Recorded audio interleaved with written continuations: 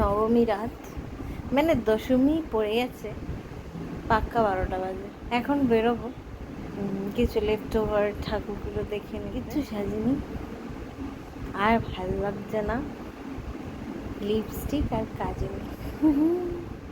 আমাদের পাড়ার ঠাকুরটা আজকে ভালোভাবে দেখাবো তোমাদের। জানো আমাদের পাড়ায় কালকে মানে অষ্টমীর দিন, মহাষ্টমীর দিন 2.5 লাখ লোক হয়েছে। ভোর 5টা পর্যন্ত প্রচণ্ড ভিড় ছিল।